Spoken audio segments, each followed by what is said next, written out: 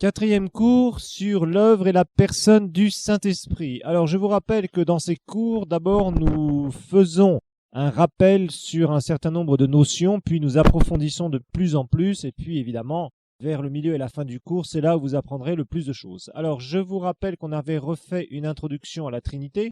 Dieu est Trinité, c'est-à-dire un seul Dieu révélé en trois personnes. Dieu le Père, Dieu le Fils et Dieu le Saint-Esprit. Le Père planifie, le Fils exécute et le Saint-Esprit révèle. Alors, on avait vu au chapitre 2 la personnalité du Saint-Esprit. Je vous ai montré une chose d'abord, c'est que le Saint-Esprit n'est pas une force ou un vent ou une langue ou un seau d'eau ou je ne sais trop quoi, de physique, mais les symboles du Saint-Esprit sont là et on va les voir, on va les réétudier tous ensemble. Il est évident que le Saint-Esprit est une personne qui se rencontre, une personne qui peut nous toucher d'une façon très particulière, comme nous allons le voir.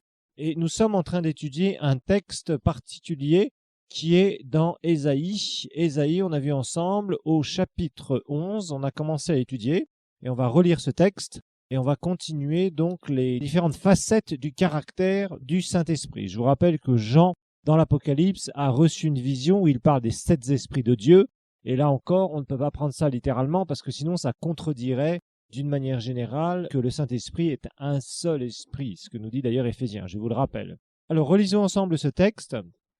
Il est dit, Ésaïe chapitre 11, verset 1, « Puis un rameau sortira du tronc d'Isaïe, le rejeton de ses racines fructifiera, l'Esprit de l'Éternel reposera sur lui. Esprit de sagesse et d'intelligence, esprit de conseil et de vaillance, esprit de connaissance et de crainte de l'Éternel. » Vaillance et force, dans d'autres traductions, dans de meilleures traductions. Il respirera dans la crainte de l'Éternel, il ne jugera pas sur l'apparence, il n'arbitrera pas sur un oui-dire, mais il jugera les pauvres avec justice, avec droiture, il sera l'arbitre des malheureux de la terre, il frappera la terre du sceptre de sa parole, etc., etc. Alors, on était en train d'étudier donc toutes les facettes que nous donne ce texte. D'abord, nous avons remarqué l'esprit de sagesse. Je vous ai montré que la sagesse était l'aspect d'appliquer la connaissance, et bien d'avoir une connaissance de la parole, mais il faut encore savoir l'appliquer au bon moment, et dans la sagesse, il y a vraiment un aspect d'inspiration qui est extrêmement fort. Nous l'avions vu. Esprit d'intelligence, nous avons vu que c'est avoir cette connaissance de Dieu telle que les choses sont, c'est-à-dire avoir réellement la vision que Dieu a dans toutes les situations. Parce que ça aussi, c'est vraiment un problème qu'on voit au niveau de l'intelligence. L'esprit de l'intelligence, c'est vraiment un problème qu'on a avec beaucoup de chrétiens. Ils n'ont pas l'intelligence souvent du monde de Dieu. Et ça crée une confusion énorme. Alors, notez aussi que le conseil, c'est un désir. Le conseil, c'est un désir, un but, une intention. Le conseil, c'est un désir, un but, une intention qui découle du résultat d'une réflexion. Pour vous donner une définition complémentaire. Un conseil, c'est un désir, un but, une intention qui découle du résultat d'une réflexion. Alors, il y a plusieurs versets de l'Écriture qui nous parlent du conseil. On va regarder un petit peu, par exemple, le psaume 33. Vous avez besoin de versets bibliques pour aussi appuyer la doctrine. Psaume 33, parce que nous avons justement besoin du conseil de Dieu. Regardons ensemble psaume 33 au verset 11. Psaume 33 au verset 11, il est dit « Le conseil de l'Éternel subsiste à perpétuité, à toujours, et les projets de son cœur de génération en génération. » Ensuite, regardons le psaume 73, verset 24. Psaume 73, verset 24. Psaume 73, verset 24. Tu me conduis par ton conseil, puis tu me recevras dans la gloire. Tu me conduis par ton conseil, puis tu me recevras dans la gloire. Proverbe maintenant, Proverbe 8, verset 14. Proverbe 8, verset 14. Je vous rappelle que ce proverbe, c'est sur la sagesse.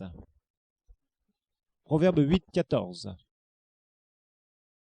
Il est dit « Le conseil et la raison m'appartiennent. Je suis l'intelligence, la force est à moi. » Le conseil et la raison.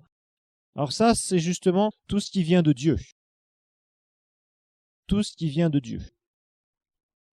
Et Dieu nous conseille au travers de son esprit. C'est très important parce que Dieu nous donne certains conseils par le Saint-Esprit qui habite en nous.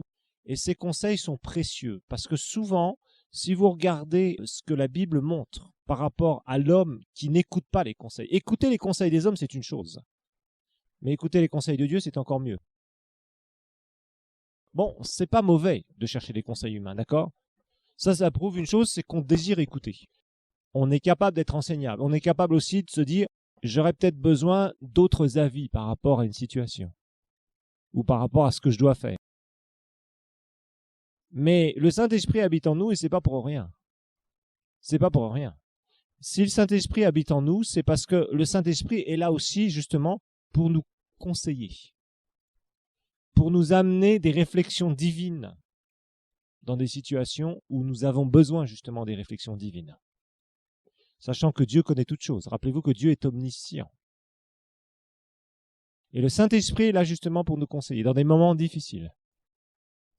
Aussi dans des moments où nous devons prendre des directions, où nous devons choisir un chemin ou un autre. Et c'est pour ça que l'écoute du Saint-Esprit est absolument fondamentale dans nos vies spirituelles.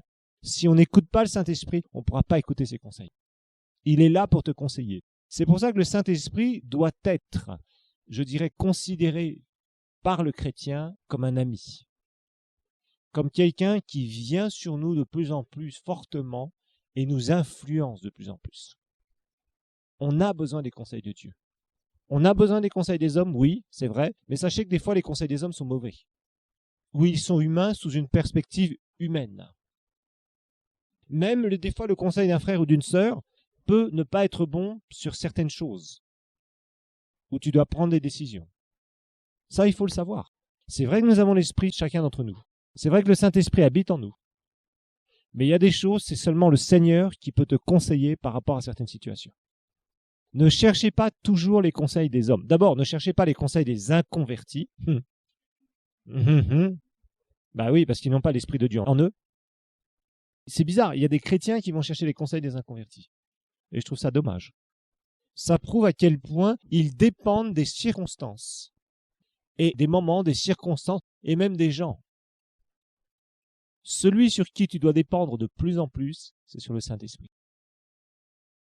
Et il faut faire attention parce que, je dirais, la vie de l'esprit, c'est une vie qui s'apprend. C'est pas une vie qui se découvre du jour au lendemain. C'est une vie qui s'apprend.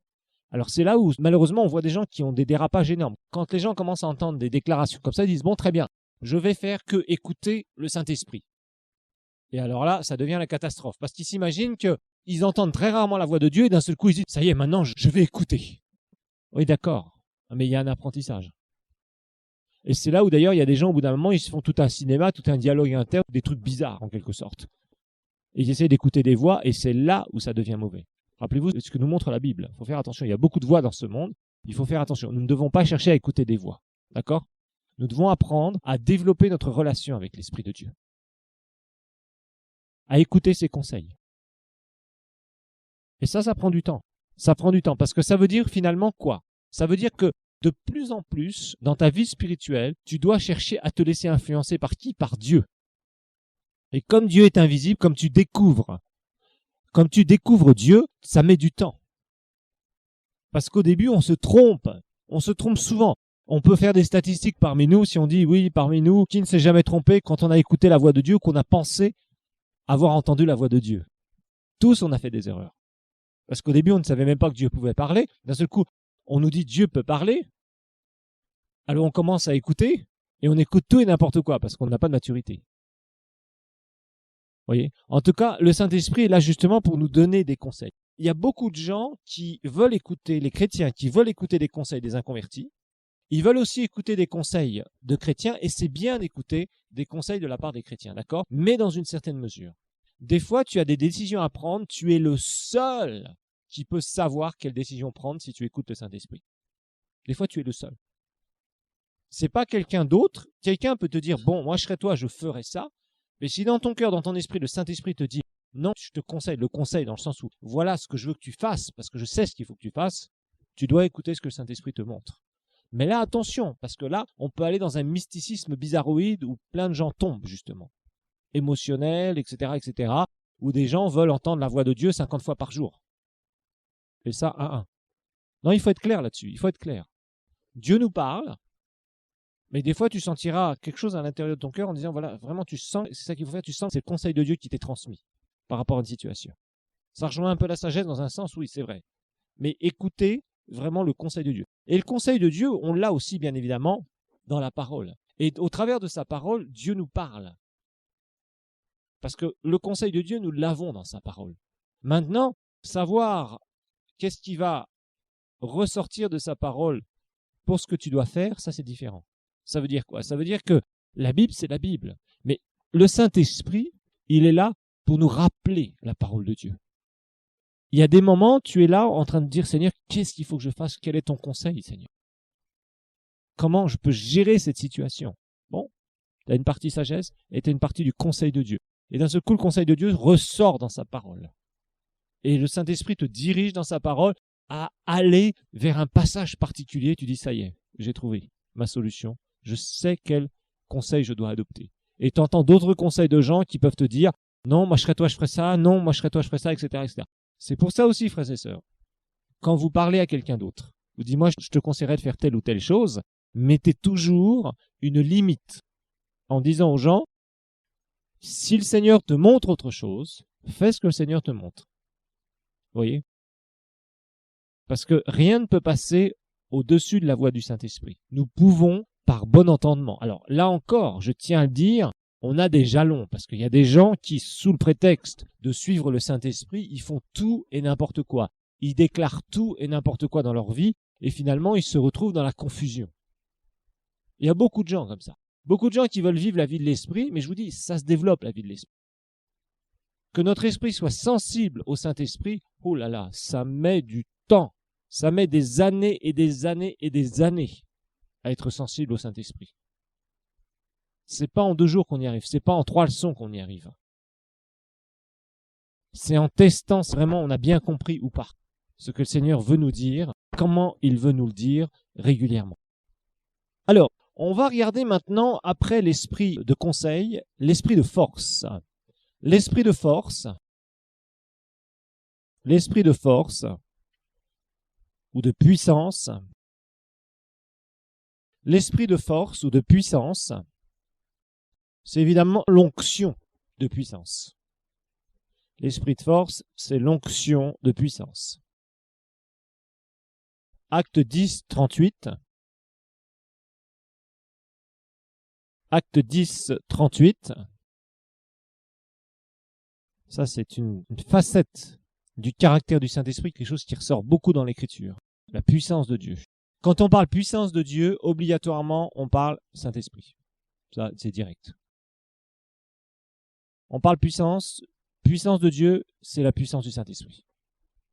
Elle se manifeste par sa puissance, par le Saint-Esprit. 10, 38. On va lire à partir du verset 37. Vous savez ce qui est arrivé dans toute la Judée, après avoir commencé en Galilée à la suite du baptême que Jean a prêché. Comment Dieu a oint, vous pouvez entourer à oint, d'Esprit Saint et de puissance. Jésus de Nazareth, qui allait de lieu en lieu, faisant du bien, en guérissant tous ceux qui étaient sous l'oppression, ou littéralement sous l'empire du diable. Car Dieu était avec lui, sous l'empire sur la seigneurie du diable, on pourrait quasiment dire. Car Dieu était avec lui. Donc vous savez comment Dieu a oint Jésus-Christ de Nazareth du Saint-Esprit et de force, littéralement de puissance. De puissance. L'onction de puissance. Regardons ensemble Luc chapitre 4. Luc chapitre 4. Rappelez-vous que ce passage d'Ésaïe 11 prophétise sur l'Esprit qui va reposer sur Christ. D'accord? Donc nous voyons la prophétie dans Ésaïe et nous voyons la réalité dans les évangiles. Tout ce que Jésus a fait, il l'a fait au travers du Saint-Esprit et vous retrouverez les facettes, les 7 facettes de l'Esprit de Dieu, du caractère de l'Esprit de Dieu, des caractéristiques de l'Esprit de Dieu. Vous les retrouverez dans le ministère de Christ, obligatoirement. Vous retrouverez tout cela dans le ministère de Christ parce que Christ était oint. Il avait reçu cette onction. Regardons ensemble. Luc, chapitre 4, au verset 14. Jésus retourna en Galilée avec quoi? La puissance du Saint-Esprit. La puissance du Saint-Esprit. Et sa renommée se répandit dans toute la région. Ah, c'est vraiment étonnant. Quand vous lisez les évangiles, c'est vraiment étonnant. On voit Jésus, bon, on raconte souvent l'histoire de la crèche, les rois mages, tout ça, c'est populaire, tout le monde entier connaît cette histoire. Bon, ensuite, on va raconter un certain nombre de choses sur l'enfance de Christ. Bon, il y a beaucoup de fabulations d'ailleurs là-dessus. Hein, vous avez entendu parler de toutes sortes de choses, de livres qui racontent que Jésus prenait dans ses mains du sable quand il était petit, et il mettait donc dans ses mains du sable, et puis d'un seul coup il y avait un miracle et il y avait un oiseau qui sortait. Vous avez jamais entendu ces histoires-là? Bon, et toutes sortes de trucs, bon, qui sont faux bien évidemment. Un jour, il y a un chrétien qui m'a dit la chose suivante. J'ai vraiment ri ce jour-là. On racontait qu'il y avait quelqu'un qui disait que Jésus avait grandi avec sa tunique et qu'en fait la tunique de Jésus avait grandi en même temps que lui. Il y en a des histoires qui ont été racontées. Il y en a des histoires qui ont été racontées. Vraiment des trucs bizarres, on en a entendu. Bon. En fait, l'enfance, la jeunesse de Christ, même jusqu'à l'âge de 30 ans, il ne s'est rien passé de spécial. Rien de spécial. Tant que Jésus n'a pas été revêtu de l'onction de Dieu, il ne s'est rien passé. Rien n'a été tangible. La puissance de Dieu n'était pas sur lui. Par contre, quand il a été revêtu de la puissance de Dieu, alors, il s'est passé bien des choses. Et ici, il retourne en Galilée avec la puissance du Saint-Esprit. Et qu'est-ce qui va se passer? Il va le dire. Sa renommée va se répandre tout de suite. Même sa famille était complètement bouche bée. Ils ne savaient pas quoi dire. D'un seul coup, c'était une autre personne, un autre personnage, qui va déployer quoi? Des actions, des œuvres divines. Quand le Saint-Esprit se répand, il y a la puissance qui se répand et il y a des actions, il y a des œuvres. Quelles sont ces œuvres? Ici, regardons ensemble. Quand on regarde, la puissance du Saint-Esprit était sur Christ. Donc, il prend le rouleau du prophète Ésaïe et il prend le passage donc du chapitre 61 et il dit, verset 18, « L'Esprit du Seigneur est sur moi, car il m'a oint. » Pourquoi faire? Pour guérir. La puissance de Dieu va faire quoi? Guérir les cœurs brisés. Annoncer une bonne nouvelle aux pauvres, et annoncer avec puissance, bien sûr, pour qu'il y ait des décisions. Quand l'évangile est prêché, et quand quelqu'un est oint parce que l'évangile est prêché, il y a des convictions de péché. Quand quelqu'un n'est pas oint et qu'il prêche l'évangile, il y a quelques décisions pour Jésus. Et la majorité des décisions pour Jésus, ce sont des gens qui soit ne sont pas sauvés, ou soit font des conversions émotionnelles, ou sont là et traînent à droite et à gauche. Mais quand il y a vraiment une onction sur quelqu'un de puissance, je vais vous dire une chose, quand l'évangile est prêché, c'est clair, les gens sont saisis. Ils sont saisis de la conviction de péché et ils se repentent. Il m'a envoyé pour proclamer aux captifs la délivrance. Délivrance de toutes sortes, les délivrances des puissances démoniaques, délivrance de l'esclavage du péché. Là aussi, il faut la puissance de Dieu pour la délivrance. Aux aveugles, le recouvrement de la vue, aveugle dans deux sens, naturel et spirituel, bien sûr, nous le savons. Pour renvoyer libres les opprimés, pour publier une année de grâce du Seigneur. La puissance de Dieu était sur Christ. Et à partir de ça, il y a eu des œuvres de puissance. Quand la puissance de Dieu est sur un ministère, il y a des œuvres de puissance. Il y a des conversions. Il y a des gens qui sont remplis du Saint-Esprit. Il y a des gens qui sont délivrés de puissance démoniaque. Il y a des gens qui sont guéris, etc., etc. On voit des choses réelles. Quand il n'y a pas l'esprit de puissance sur quelqu'un, sur un ministère, ou c'est quelqu'un qui prêche et qui n'a pas l'onction du ministère, il n'y a pas ces œuvres de puissance. Il n'y a pas ces fruits. C'est pour ça que tous les titres, vous pouvez vous mettre tous les titres sur la tête de bishop, de trishop, de quadrishop, de pasteur, d'enseignant, de tout ce que vous voulez, d'apôtre et de prophète et de tout ce que vous voulez. S'il n'y a pas la puissance de Dieu sur vous, ça donnera rien plus rien égale rien. Voilà. C'est tout ce qu'il y aura. Parce qu'il n'y aura pas d'œuvre de puissance, parce qu'il n'y aura pas l'esprit de Dieu, la puissance de Dieu, qui doit être sur une personne qui exerce un ministère. On va expliquer ce principe aussi. On a déjà vu certaines choses, c'est pour ça que je vous l'enseigne déjà ici. Regardons dans Luc, chapitre 6 toujours. Chapitre 6, verset 17. Luc 6, 17. Il est dit un jour, Jésus enseignait, des pharisiens et des docteurs de la loi étaient assis. Ils étaient venus de toutes les villes de Galilée, de Judée et de Jérusalem, et la puissance du Seigneur se manifestait par des guérisons. Par des guérisons. 5, 17. Un jour, Jésus enseignait, des pharisiens et des docteurs de la loi étaient assis. Ils étaient venus par toutes les villes, les villages de la Galilée, de Judée, de Jérusalem, et la puissance du Seigneur se manifestait par. Si on parle que la puissance du Seigneur est là dans un endroit, il y a des manifestations. Il y a quelque chose de tangible, de touchable. Si quelqu'un dit il y a la puissance de Dieu dans cette réunion et qu'il n'y a rien qui se passe, ben ça veut dire que la puissance de Dieu n'est pas présente. Soyons bien clairs. Ça devient juste un terme. C'est comme ceux qui se chauffent et qui disent qu'il y a la louange et l'adoration, alors qu'on est en train de chanter des trucs et des chansons pendant des heures et des heures et des heures, et finalement on a mal à la tête. Et ça, c'est pas la puissance de Dieu qui se manifeste. C'est le chauffage qui est trop fort. Bon, maintenant 6-17. C'est vraiment devenu un terme qu'on entend de droite et de gauche, mais c'est triste. Il descendit avec eux, 6-17, et s'arrêta sur un plateau où se trouvait une grande foule de ses disciples, et une multitude de peuples de toute la Judée, de Jérusalem et du littoral de Tyr et de Sidon. Vous imaginez, il y avait non seulement une grande foule de disciples, c'est-à-dire de gens qui étaient proches, de gens qui avaient compris un certain nombre de choses à propos du royaume de Dieu, mais encore en plus, il y avait toutes sortes de peuples de toute la Judée, etc., etc. Combien étaient-ils? 10 000, 20 000, peut-être.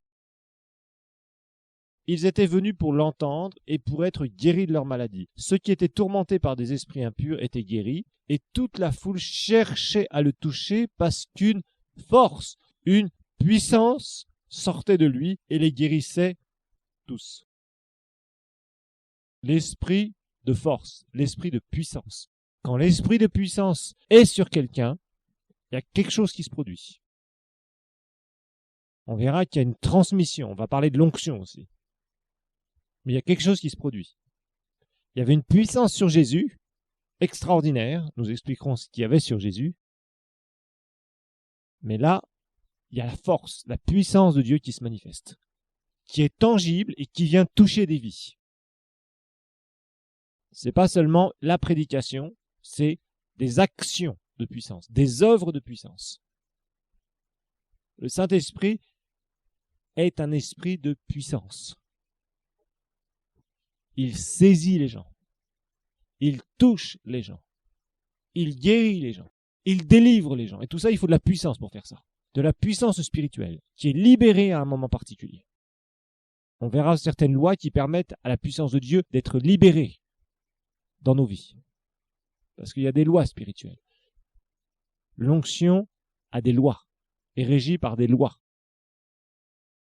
Et je vous apprendrai quelque chose, certaines choses. Donc c'est clair que la Bible nous parle justement de cette puissance divine. Et nous en avons besoin. Nous en avons vraiment besoin de cette puissance divine. Vraiment, nous en avons besoin. Mais c'est pas n'importe quoi aussi. Parce que Dieu peut revêtir très peu de gens d'une grande puissance. Parce que c'est une très grande responsabilité. Très grande responsabilité. Et il y a un certain nombre de gens qui, au bout d'un moment, malheureusement, dévient. Ou font des blagues avec la puissance de Dieu. Samson en était un exemple. Là. Samson était un exemple de quelqu'un qui a dévié, qui était revêtu d'une puissance divine, surnaturelle, complètement surnaturelle, pour délivrer Israël. Et lui, il a dévié. Alors il y a beaucoup de gens qui veulent la puissance de Dieu, mais ils ne se rendent pas compte que quand Dieu oint quelqu'un, cette onction réside sur cette personne. Elle est là, elle n'est pas là tout le temps en manifestation, nous le verrons aussi, mais il y a des actions qui sont là et qui sont répétitives, et qu'on peut abuser de l'onction, et on peut pervertir le but pour lequel Dieu nous a oints. C'est pour ça que Dieu oint très puissamment très peu de gens sur la terre. Il faut le dire, parce que très peu sont capables de contenir une si grande puissance. Ça fait énormément de pression sur quelqu'un. On va parler de tout ça, parce que vous êtes des observateurs, mais je peux vous dire une chose, Il y a des choses que je vous montrerai dans l'Écriture, parce qu'il faut que vous appreniez un certain nombre de choses. Alors, numéro 5, esprit de connaissance de Dieu. Numéro 5, esprit de connaissance de Dieu. Esprit de connaissance de Dieu. Notez que la connaissance de Dieu, c'est l'intimité avec lui. C'est l'intimité avec lui. C'est la connaissance personnelle. C'est la connaissance personnelle qui nous est transmise par le Saint-Esprit. C'est la connaissance personnelle de Dieu, bien sûr, qui nous est transmise par le Saint-Esprit. Et là, la Bible est claire. Regardons 1 Jean 2,20. 1 Jean 2,20 et verset 27. 1 Jean, chapitre 2, verset 20 et verset 27. C'est des versets qu'on a vus il y a bien longtemps, tout ça. Repentance, nouvelle naissance, baptême du Saint-Esprit. Vous vous rappelez de ce cours?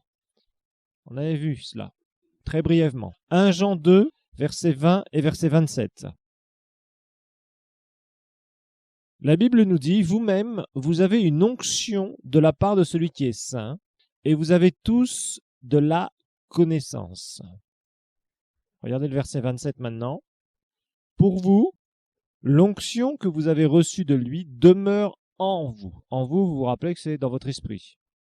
Et vous n'avez pas besoin qu'on vous enseigne, mais comme son onction vous enseigne toute chose, qu'elle est véritable et qu'elle n'est pas un mensonge, demeurez en lui comme elle vous l'a enseigné.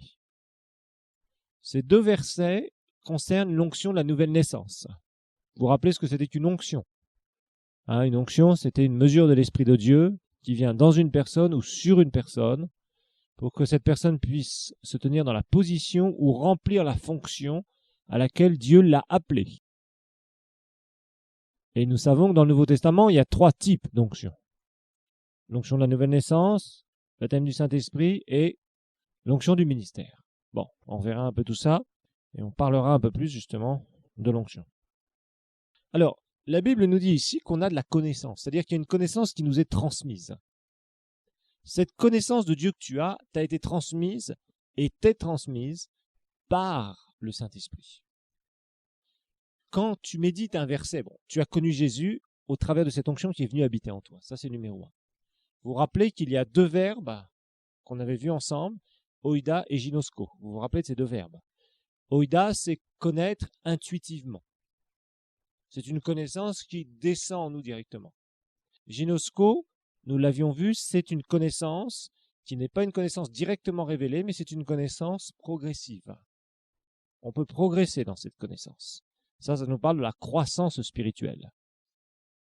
Je dois d'abord avoir la première pour pouvoir entrer dans la deuxième, au niveau du monde spirituel. C'est-à-dire d'abord, je fais une rencontre personnelle avec Christ.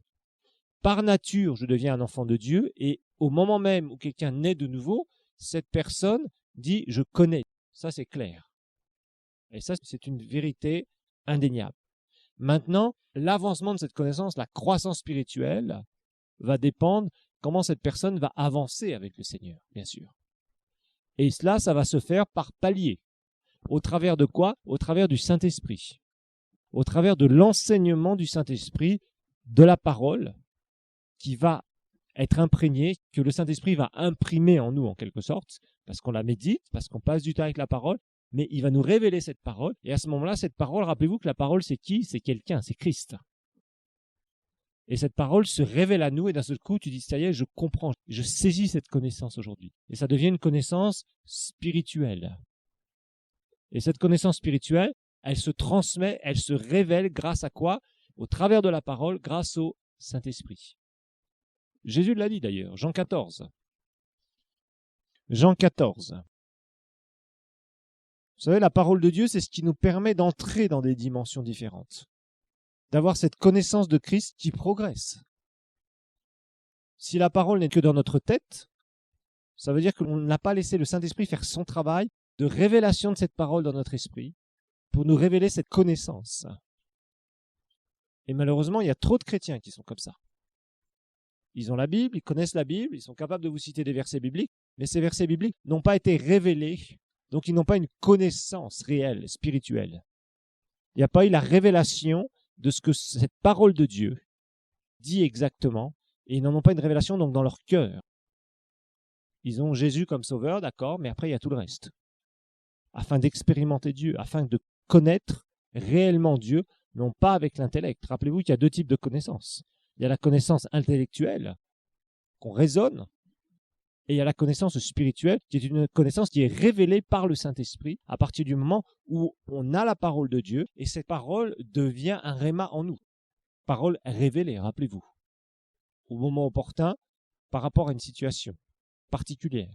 Donc Dieu se révèle au travers de cela, dans sa connaissance, au travers de son Saint-Esprit. Ça, c'est le travail du Saint-Esprit. Regardons ensemble, verset 26. Mais le Consolateur, le Saint-Esprit que le Père enverra en mon nom, c'est lui qui vous enseignera. Qu'est-ce que c'est qu'enseigner? Enseigner, c'est transmettre une connaissance, vous êtes d'accord?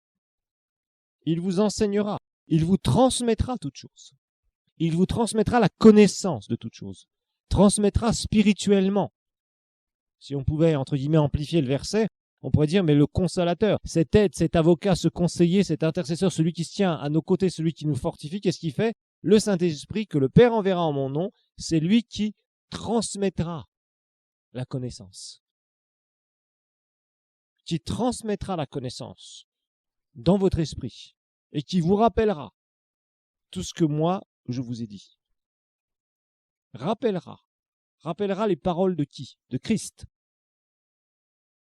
Est-ce que ça ne vous est jamais arrivé? Vous êtes là, vous êtes dans une situation, vous ne savez pas trop quoi faire, et d'un seul coup, un verset de la parole de Dieu commence à monter de votre esprit. Bien sûr que ça nous est arrivé. Ça, c'est le Saint-Esprit qui fait ça. C'est la connaissance de Dieu qui est enfouie en toi, qui d'un seul coup ressort. Cette connaissance qui est là. Et c'est le Saint-Esprit qui œuvre en toi, dans ton esprit. Tu es là, tu commences à méditer certaines choses, et d'un seul coup, parce que tu veux une solution à un problème, ou tu veux une dimension que tu n'as pas dans ta vie spirituelle, et d'un seul coup, le Saint-Esprit commence à élargir cette connaissance dans ton cœur, et à dire, c'est ça réellement. Et tu dis, ça y est, j'ai compris. Pourquoi? Parce que tu as été enseigné par le Saint-Esprit. C'est le Saint-Esprit qui t'a transmis une connaissance divine.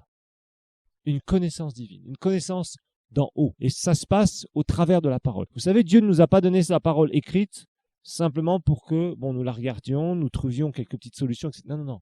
Au travers de la parole, nous avons les trésors de la connaissance de Dieu.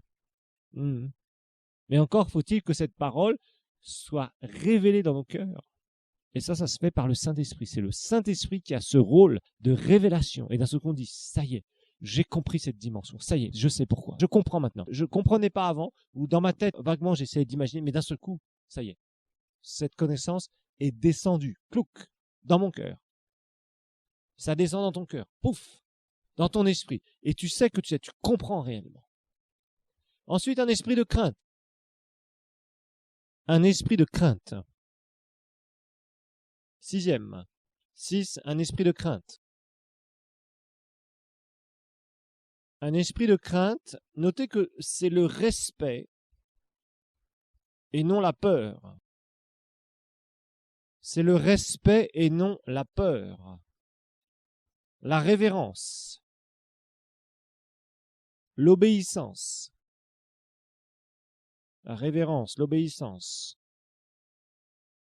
Le désir de ne pas déplaire à Dieu. De ne pas déplaire à Dieu. Le désir de ne pas déplaire à Dieu. C'est avoir le mal en horreur. C'est avoir le mal en horreur.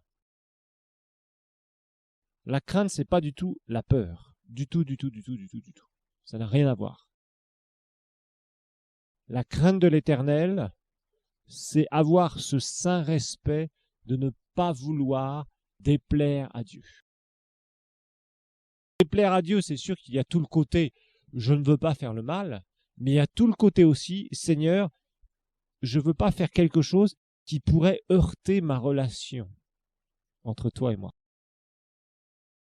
Ça, c'est une dimension que très peu de chrétiens ont. Je ne veux pas heurter ma relation. C'est-à-dire faire des choses qui pourraient faire que ma relation avec toi, d'un seul coup, ça me nuise. Je dirais qu'il y a un blocage dans notre relation. Et ça, c'est la réelle crainte de Dieu. Jésus disait, moi, je fais toujours ce qui plaît au Père. Ça, c'est la crainte de Dieu. C'est la crainte de Dieu. Tout ce qu'il me montre, je le fais. Sous-entendu, tout ce qu'il ne me montre pas, je ne le fais pas. Vous voyez, il y a ces deux aspects-là. Et je vous dis franchement, sur cette terre, il y a peu de gens qui craignent réellement Dieu. Craindre Dieu, c'est pas dire j'ai peur qu'il me frappe, j'ai peur qu'il m'envoie je ne sais quelle maladie ou quel truc, j'ai peur d'être un autre Job. Non, non, non. Ça n'a rien à voir avec ça, nous le savons. C'est dire, Seigneur, moi je ne veux pas te déplaire. Seigneur, je ne veux pas faire ce que tu ne veux pas que je fasse. Mais je veux faire ce que tu me demandes. Je ne veux pas te désobéir. Et vous savez, plus vous avancez avec Dieu, au début c'est sûr, quand on commence à marcher avec le Seigneur, la crainte de Dieu, c'est dire, bon, vraiment, oui, je ne veux plus faire ça, oui, ça c'est un péché, etc. Oui, d'accord. Mais après, c'est plus ça. Après, c'est quand le Saint-Esprit te montre des choses, tu as une sainte crainte de désobéir. Et quand le Saint-Esprit te montre des choses, souvent, c'est très souvent, il y a un élément de foi. Il y a un élément de foi. Tu dois marcher. Le Saint-Esprit te montre quelque chose, tu agis dans la foi. Parce que tu as une sainte crainte de Dieu. Tu dis non, je ne veux pas désobéir au Seigneur. Parce que tu as prié avant, tu as dit Seigneur, utilise-moi quand tu veux. Comme tu veux, Seigneur. Fais ce que tu veux, Seigneur. Et le moindre truc que Dieu te demande, c'est oui, tu sais, Seigneur, non, tu sais vraiment. Non, finalement, Seigneur, ça, oui, demande-le à quelqu'un d'autre, hein, Seigneur. Oui, rapidement, des gens sont comme ça. On prie des choses, et quand le Saint-Esprit commence à nous cuisiner un peu en disant vas-y, je t'ai dit de faire ça.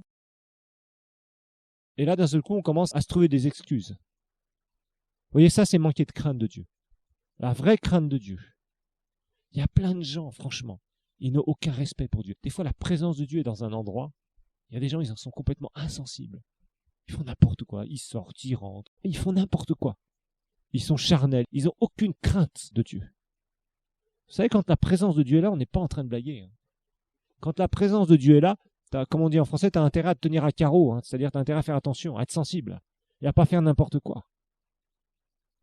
Mais il y a beaucoup de gens, ils se demandent pourquoi ils n'avancent pas avec le Seigneur, mais c'est normal. Il n'y a aucune crainte révérente de Dieu. Il n'y a rien. La seule crainte éventuellement qu'ils auraient, c'est de ne pas faire des péchés classiques, entre guillemets, l'adultère, le mensonge, le vol, vous voyez, le meurtre, etc., etc. Bon, ça, c'est une forme de crainte de Dieu, mais c'est une crainte très basique, excusez-moi de le dire. Parce que quand Jésus a pardonné ton péché et a transformé ta nature de péché en nature spirituelle de Dieu, divine, il est venu habiter en toi, bah déjà, ces choses-là, bien de ces choses-là sont parties. Après, tu avances. Vous savez, il y a d'autres dimensions.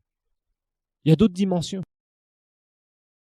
On ne peut pas être utilisé par Dieu si on ne connaît pas sa présence. Ça, je vous le dis tout de suite. Quelqu'un qui ne connaît pas la présence de Dieu et qui ne respecte pas la présence de Dieu, c'est quelqu'un qui ne sera jamais utilisé par Dieu. C'est quelqu'un qui fait n'importe quoi et qui ne respecte pas Dieu. Il y a beaucoup de gens qui ne respectent pas Dieu. Bien sûr, respecter Dieu, nous savons, c'est respecter sa parole. C'est clair. Avoir un saint désir d'obéir à la parole de Dieu. Mais aussi à la voix de Dieu, à la présence de Dieu. Et peu de chrétiens, je dis peu de chrétiens, moi je vois peu de chrétiens. Et des fois j'en vois qui sont touchés par la présence de Dieu et au bout d'un moment ils en font un jouet, quelque chose pour leur faire plaisir. C'est pas du tout ça, ça c'est des gens qui ne comprennent pas. Et on se demande pourquoi quelque temps après ces gens-là tournent bizarrement, changent, qu'il n'y a plus aucun effet de la présence de Dieu sur eux, mais c'est pas étonnant. Il n'y a pas ce saint respect de la présence de Dieu, ce saint désir de ne pas vouloir déplaire au Seigneur. Si vous parlez à des ministères, des grands ministères qu'on respecte tous, ces gens-là, ils vous diront, ma plus grande frousse, ma plus grande trouille, c'est quand le Saint-Esprit me parle, c'est de désobéir, de ne pas faire ce qu'il me demande de faire, alors que l'onction est là. Parce que ces gens-là, ils ont compris une chose. Vous ne pouvez pas être utilisé par Dieu si vous n'avez pas un puissant et saint respect de sa présence et de sa voix. Vous ne pourrez pas. Dieu vous utilisera quelquefois Et après, si vous faites n'importe quoi, Dieu ne vous utilisera plus, parce que c'est dangereux. On va voir qu'être utilisé par Dieu, ça peut être la meilleure des choses, mais ça peut être la pire des choses. Ça peut nous amener dans les catastrophes les plus grandes, à partir du moment où nous manquons justement de ce respect, de ce saint respect de Dieu. Et je vous assure, ça c'est quelque chose que beaucoup de gens n'ont pas dans leur cœur, malheureusement. Parce que nous sommes dans une relation d'amour, mais cette relation d'amour demande un immense respect. Vous savez, c'est très facile de dire « moi je respecte les gens ». Bon, ça c'est facile à dire. Mais quand tu respectes quelqu'un, quelle est ton image du respect? Est-ce que tu respectes quelqu'un pour sa position, pour ce qu'il est, pour les œuvres qu'il a faites? Et est-ce que tu es capable de respecter Dieu que tu ne vois pas si tu as un problème aussi pour respecter les hommes? Ça aussi, il y a des gens qui sont comme ça. Il y a des gens qui sont rebelles à toute autorité. Et excusez-moi, mais Dieu est une autorité suprême. Si Dieu dit « fais », tu te tais et tu fais. Il n'y a pas de discussion et de négociation. C'est clair. C'est très clair. Comment des gens peuvent discuter alors que certaines personnes qui sont au-dessus d'eux leur disent « obéis, fais ceci, fais cela ». Comment, s'ils désobéissent aux hommes, comment est-ce qu'ils peuvent obéir à Dieu? Et pourquoi est-ce que des personnes obéissent des fois aux hommes? Est-ce que c'est par respect ou est-ce que c'est par compréhension de réellement ce que c'est qu'une autorité, ce que c'est que l'autorité en général? Des gens qui ont fait l'armée, ils savent ce que c'est que l'autorité. Avec l'autorité, tu blagues pas. Si tu blagues avec l'autorité, tu es sanctionné, hein, et tu n'as rien à dire. Hein. Tu n'as strictement rien à dire. Ça, en général, c'est des gens qui ont déjà un peu plus. Vous vous rappelez de l'histoire du centenier, hein, où cet homme disait à Jésus, moi, tu sais, Seigneur, je dis à mon soldat, là, tu fais ça, il le fait. Je dis à mon travailleur, tu vas là, et il le fait. Seigneur, dis seulement une parole, parce que je sais que dans le monde spirituel, c'est le même principe. Cet homme savait ce que c'était que le respect. Et beaucoup de chrétiens ne comprennent rien à cela. Je vous garantis, il y a des gens, ils méprisent tout. Ils méprisent tout. Ils méprisent l'église de Dieu. Ils méprisent les serviteurs de Dieu. Ils méprisent tout. Et ils se disent eux-mêmes faire de grandes choses pour le Seigneur. Waouh! Ils sont là, quand il y a la présence de Dieu, ils font n'importe quoi. Ils se prennent pour n'importe qui. Des grands bonhommes. Grands bonhommes. Il y en a qu'un qui est grand, c'est Dieu. Hein. C'est clair. Et nous avons à apprendre. Vous savez, quand la présence de Dieu elle est forte dans un endroit, t'as qu'une envie, c'est de te courber quand tu respectes la présence de Dieu. Parce que tu sens quelque chose sur toi qui est difficile à décrire. Tu sens quelque chose de particulier sur toi, qui coule sur toi. Et quand tu crains Dieu, tu dis, Seigneur, je veux rien faire qui peut faire partir cette présence. Quand la présence de Dieu est forte sur quelqu'un, c'est ce que normalement tu dois avoir comme réflexe. Ne rien faire, Seigneur, pour que cette présence parte ou qu'elle soit dissipée. Nous allons voir, il y a des lois à propos de la présence de Dieu. Des lois qui sont importantes. Ce sont des lois spirituelles. Et beaucoup de gens ne les comprennent pas, parce que beaucoup de gens méprisent. Pas forcément, je dirais, ouvertement, mais il y a beaucoup de gens qui se prennent pour super spirituels alors qu'ils ne sont même pas spirituels. Et ils n'ont aucune crainte réellement de Dieu. Et je vous garantis, la crainte de Dieu, c'est quelque chose qui doit s'infuser dans le corps de Christ. Ça, c'est quelque chose qui vraiment doit entrer dans les cœurs. Il y a trop de gens qui vont dans les églises, qui font n'importe quoi, qui prennent l'église comme un supermarché, qui ne respectent rien, qui ne respectent aucune onction pastorale, qui ne respectent aucune onction d'une manière générale. Et quand tu ne respectes aucune onction, ça veut dire quoi? Ça veut dire que tu ne respectes pas Dieu. Quand tu ne respectes pas sa parole, tu ne respectes pas Dieu. Quand tu ne respectes pas l'onction de Dieu dans un endroit, c'est que tu ne respectes pas Dieu. Quand tu ne respectes pas l'onction sur un homme ou une femme, c'est que tu ne respectes pas Dieu. Quand tu n'as pas peur de désobéir à Dieu, entre guillemets, alors que le Seigneur est en train de te montrer certaines choses que tu dois soit changer, ou soit dans lesquelles tu dois obéir, c'est que tu ne respectes pas Dieu. C'est que tu ne crains pas Dieu. Et je vous garantis, plus vous avancerez avec Dieu, plus cette crainte, cette sainte crainte, doit vous saisir. Sinon, Dieu ne vous utilisera pas. Vous pouvez avoir reçu les plus grandes visions dans votre vie. Si vous ne craignez pas Dieu, ça ne s'accomplira jamais, ça je vous le dis franchement. Ça ne s'accomplira jamais. Dieu mettra de temps en temps quelque chose, quelques gouttes, vous testera. Et il verra que vous n'êtes pas capable de passer l'examen. Et à ce moment-là, Dieu ne pourra pas vous faire passer dans les différentes phases qui vous permettront d'entrer dans la vision, dans le rêve que Dieu vous a donné, dans ce que vous avez vu qui est réel. Parce que ce n'est pas possible. Parce qu'il manque une chose essentielle, la crainte de Dieu, le saint respect de Dieu et des choses de Dieu. Et ça, frères et sœurs, c'est quelque chose qui doit vraiment venir dans le corps de Christ. Il y a trop de gens qui n'ont aucun respect réel, bibliquement parlant, de Dieu d'une manière générale. Et pourtant, quand le Saint-Esprit est là et qu'il se manifeste, les gens devraient craindre le Seigneur. Ils devraient craindre le Seigneur. Il devrait se passer quelque chose dans leur cœur en disant ce Dieu-là, waouh, il est là, il est puissant et moi, je ne veux pas lui désobéir. Et notre prière devrait être souvent, Seigneur, je ne veux rien faire qui pourrait te désobéir, Seigneur. Qui pourrait désobéir à ce que tu me demandes, Seigneur. Rien faire, Seigneur. Apprends-moi, Seigneur, dans ce domaine-là. J'ai besoin que cette crainte révérente vienne sur moi et je veux. C'est étonnant, mais dans l'Ancien Testament, vous avez remarqué que des fois, les Israélites ont gagné des guerres d'une façon très simple. Il y a plusieurs fois où il est dit « La terreur de l'Éternel couvrait cet endroit et les ennemis ont fui ». Il y a plusieurs passages qui sont comme ça. Et ça, par contre, la crainte de Dieu pour nous, le peuple, c'est avoir cette sainte révérence de ne pas vouloir lui désobéir. Mais la crainte de Dieu pour les inconvertis, c'est la peur. Parce qu'ils ne sont pas sauvés, ils sont dans le péché. Ils sont dans le péché. Vous voyez ce que ça produit? Le Saint-Esprit, quand il descend dans un endroit, ça produit deux choses. Ceux qui sont sauvés, vraiment, veulent marcher dans une sanctification beaucoup plus importante. Et rappelez-vous que la sanctification, c'est quoi? Séparation du péché, mais aussi s'approcher de Dieu. C'est-à-dire, plus je m'approche de Dieu, plus j'écoute Dieu, plus j'obéis au Seigneur, plus je refuse dans les moindres petites choses de dire non, non, non, Seigneur, je ne vais pas faire quelque chose qui peut amener l'onction qui est sur moi à s'amoindrir, à diminuer à cause de mon attitude. À cause de mon attitude. Et les pécheurs, eux, par contre, ils sont saisis. Plus la présence de Dieu est forte dans un endroit, plus les pécheurs, d'un seul coup, sont saisis, ont peur de Dieu et réalisent leur péché à ce moment-là. Parce qu'il y a quelque chose qui coule sur eux. Dans les réveils de Finet, au XVIIIe siècle, c'était ce qui se passait. Il envoyait son équipe allait prier, les gens étaient saisis par la puissance de Dieu.